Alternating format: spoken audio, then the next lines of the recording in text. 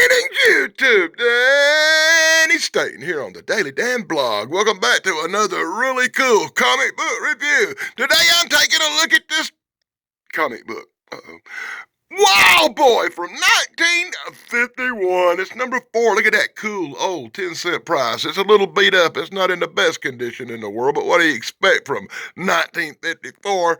And I don't know if the good stuff guys like Dave Sunstorm over there or Tosh Pondo Pons or Pat McCormick will think a lot about this one. I'll be interested to see what they think about it because it's got Nazis. It's got dinosaurs. And of course, it's got a Bigfoot. How can you go wrong with this one, guys? So, I guess there's nothing left to do but open this bad boy up and get started. So, let's see how bad it gets. Inside the front cover, you get a really cool little harmonica you could have learned to play in 8 minutes flat. I think my friend at Green Mountain Metal Detecting digs up a lot of little pieces of this guy. You could have bought it for $1 back in the day. And the first story in the book is Wild Boy and the Tyrant in the Jungle. That's right, Kuda Kadi here. What's his name? Kuda, the great Kuda, has come to the jungle to take control, to have his way with the native women. What? So in full panels brought to you by the Daily Dan Blog, we get to see Kuda come to the jungle. We get to see Kuda show his great power with his bang-bang weapon, shooting down some natives. We get to see Kuda make a pile of bones out of the natives and tell them, you will worship the great Kuda. You will do what the great Kuda says. Or the great Kuda will Kuda you. Oh my God. Well, I guess that explains a lot about the great Kuda. You know, he looks like he might be a bad guy. Wah, wah, wah. Little Keto seen what was going on, so he went over and called up the Wild Boy. That's right, he got in touch with this guy they call the Wild Boy. That's all we're going to learn about his name. He is Wild Boy, and this is his friend Matt Troisi. This is his friend Keto. That's right, Keto. By the time Keto and Wild Boy get back, they catch a village in flames and the tribal chief laying on the ground with a bullet wound. It don't take Wild Boy long to track down the doer of this evil. That's right, he sees piles of bones, piles of skulls. This guy, this evil guy who they made everything possible to make him look like the devil, they did. That's right, he has to be stopped because he looks like the devil. So, he attempts to take control, to take control of the natives using a hypersensitive drug that turns them into ghost-faced zombies that do his bidding. Oh my God, it gets complicated in these stories as he has the natives attack the Wild Boy. So, Wild Boy lets out his Tarzan-like yell and brings down his army of animals on the bad guys. And it don't take long before he's disarmed them and captured them. And now, Kuda, whatever his name will be, turned over to the authorities as Wild Boy and Little Keto. Right off into the sunset, right off into the next adventure, and the next adventure's called Wild Boy and the Monsters of the Evil Valley. That's right, we're going to get us some dinosaur action. We're going to go to Jurassic Park with Wild Boy. He walks in and tells Keto, what's happening, my friend? And Keto going to fill him in on the next adventure. So Keto fills Jungle Boy in. Jungle Boy? No, not Jungle Boy. Oh my God, Wild Boy. I keep wanting to call Jungle Boy would have been a better name. I keep wanting to call him Jungle Boy. Well, anyway, Keto fills him in about the trap door, the secret portal, the one that goes down to a lost valley. So why the hell not? Let's just jump in. Wildcat, Wild Boy, and Keto all jump in. They take a little trip down the valley. That's right. And what do they find? Valley of the Dinosaurs. That's right. Straight out of another comic book, I think. Is anybody getting serious cartoon Valley of the Dinosaur vibes from this little bit of art? I think this might have morphed into Valley of the Dinosaurs once. Well, anyway, Wild Boy he gets down to the Valley of the Dinosaurs. He winds up encountering all kinds of dinosaurs. Oh, the excitement as he trips, falls, and makes an idiot of himself. And now he runs into cavemen. That's right, cavemen that have taken Keto captive. Oh, the excitement. They should have stayed out of the Lost Valley of the Dinosaurs, the morons. Anyway, of course, Jungle Boy. Oh, Jungle Boy, I did it again.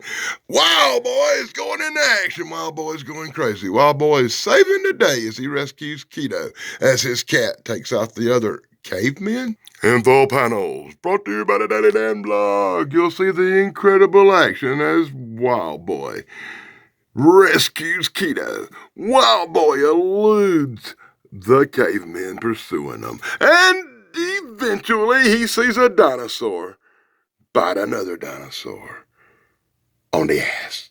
No, I'm just kidding. Oh my God, how surreal this is. They're still being pursued by the cavemen who are bound and determined to have Wild Boy and Keto for dinner. Luckily, Wild Boy can commune with the animals. Wild Boy gets help from the eagles. Wild Boy gets help all the way from the animals because he's also Dr. Dolittle. I guess he's like Tarzan. He can talk to the animals. Anyway, they escape. They climb out a hole and they seal it with a big rock so nobody else can have a dinosaur adventure. The end. Oh my God, I want to pull my hair out now. And we get the incredible story. And you can pause it and read it if you want to learn how Wild Boy became king of the jungle. And one of the longest in the middle of the comic book stories you ever read through. Oh my God. I bet Michael Morone, that goober, reads every freaking word of this. I bet he pauses it, hangs on it, endures it. I can't do it. I just can't. It's more reading than I've ever wanted to do. In a long time, it don't involve, well, Zachariah Sitchin or something. We get this bobbly mess called Frank Slade Animal Trainer where he's teaching lions how to jump and chase and hunt because lions need a man to teach them how to hunt. Oh my God.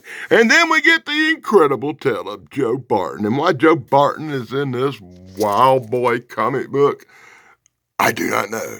But Joe Barton's talking it up to Red. And info panels brought to you by the Daily Dan blog. Red is in a bad bar. Red's making advances at Rip over here. What was his name? For some reason, I want to call him Rip or Joe Palooka. But his name's Barton, Joe Barton. Anyway, Joe Barton's talking to Red. Red and Joe Barton are hitting it off kind of. Red decides she's going to leave when the other scallywags attack old Red. I guess they want a little, well, never mind. I guess they want her money. Anyway, it's Joe Barton to the rescue. He knocks them out, and of course he leaves with the damsel in distress as they go see the King of Roby or something over here. What's going on? Well, anyway, the King of Nairobi told Joe Barton and Red here about a mysterious man-ape that lives in the mountains. So, of course, they're going to take off. They're going to go camping. They're going to go investigate. They're going to go in search of the mysterious man-ape. And walk, they find giant foot. Oh, my God. Don't you just love a comic book with a Bigfoot in it? I want you to know, when I picked this comic book out to review, I had no idea it was going to have Nazis, Bigfoot, and dinosaurs in it. I really did. And this whole comic is nothing but a surprise. Oh, I love a surprise, but a Bigfoot surprise? You can't go wrong. Anyway, they hear something in the bushes. They're getting all excited. They see, for the first time, a whole village of what looks like well-dressed Bigfoot. What? Well-dressed Bigfoot. That's right. Bigfoot is a well-dressed, well-groomed individual. They got Joe Barton did a rescuing some out of nowhere hunters and trappers that just got kidnapped by the cavemen for some reason. Oh, grumble. Look how well dressed it's Bigfoot dressed like Tarzan. You cannot go wrong when your Bigfoot dresses like Tarzan with handmade tools and all. Wow, that's going to make everybody in my community of Bigfoot researchers very angry. Very angry because Joe goes on a rampage and he shoots Bigfoot in the face. He goes on another rampage and shoots some more Bigfoots. Hell, he massacres the whole damn village. That's right. Joe's a monster. Him and the people he rescued, I guess you'd call them the survivors, flee. They flee across the canyon and cut the bridge cables so they cannot be followed by the Bigfoots who survived his onslaught of terror. Oh, the end. Oh my God. Ah! Well, this isn't going like I expected. Let's do a little shout outs real quick. For Dave Sunstorm over at The Good Stuff, be sure to check out my friend Dave Sunstorm at The Good Stuff and his brother Steven Sunstorm, the incredible Good Stuff guys. Be sure to check out my friend Thrash, Pondo Ponds. You can find him here on YouTube as well as the incredible Pat McCormick at the Golden Ranger TV. I also want to give a special shout out to BK on the Air. Big guys of 45s. Be sure to check them out. And My Block, because I hear they got something going on over at the My Block on Fridays you might want to check out. All right, moving right along. It's the Wild Boy Slavers. Oh, and they're going to be fighting some slaves. They're going to crack a whip on Wild Boy. This is a bonus story, ain't it? Anyway, Wild Boy swinging through the trees. Wild Boy hanging out with his bird when he hears the news. In full panels, brought to you by the Daily Damn Blog. Kobe Kingston go over and tell Wild Boy there's some people taking people down at the next village. They putting them in chains and making them pick some cotton and shit. What can you do about it there, Wild Boy? And Wild Boy's like, I'm going to be over there and I'm gonna see what's happening. Wild Boy's sneaking around, but he gets saw and somebody takes a pingy bullet shot at him. Wild Boy going to have to spring into action and try to get away from these crazy people with chains. But he don't do such a good job and they capture Wild Boy. That's right, Wild Boy been taken down. Wild Boy and Keto have been chained to the wall and left for dead. But then he calls up his buddy. He calls up an elephant.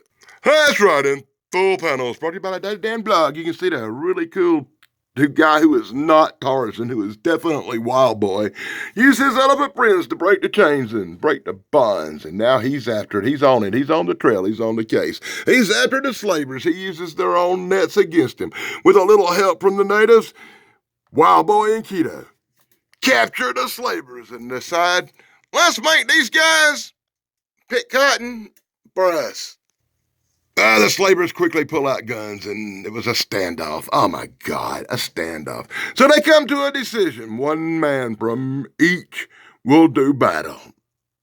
And to the victory goes it all. And the leader, Kubi here, decides to do battle with Wild Boy, of course, and Wild Boy, being indestructible and bulletproof the way he is, quickly defeats Samurai Goof and says, I could kill you now. He falls to his knees and begs Wild Boy to be quick and merciful. Wild Boy says he will spare you, Kuda. He will spare you. And now you will go away, and there will be no more trouble. For Wild Boy is king of the valley. What does that say? Yeah, you can read it. The end of this dismal, miserable nightmare. No, honestly, I have to say I kind of enjoyed this comic book more than most. You had a Bigfoot and had a Nazi and a dinosaur. You can't really go wrong. The art looked good. It was pretty good stories. Look at these really cool watches and rings and crap you could have bought back in the day for $4 and $5. You buy any of this stuff now, it'd be $100, $150. And you could have turned into a stud. If you could have had your body look skinny. You could have had this if you had just ordered here. You took this Atlas workout. Oh, God, whatever. And only in America in 1951 would you find a really cool cigarette and cigarette lighter commercial on the back of a comic book. That's my incredibly long, my incredibly drug out, my pretty good look at the comic book we call Wild Boy. It's a 10-center. It's number 4 from 1951. I hope you enjoyed it. And if I'd actually took time to read the cover, I'd have known about the 8 men and the monsters of Evil Valley and the tyrant in the jungle. But hey, it had a Bigfoot, so my Bigfoot guys ought to love it. It had some dinosaurs. Hey, and for the captain, it had Hitler and Nazis. I mean, you just can't go wrong with this, can you? Right, guys? Until next time, this is Danny Staten on the Daily Dime blog. Be sure to like, subscribe, and ring that stupid little bell for me. And until next time, blog over, dudes. Hey, I bet Michael Marone really loved this cover. He thought it was Riddle.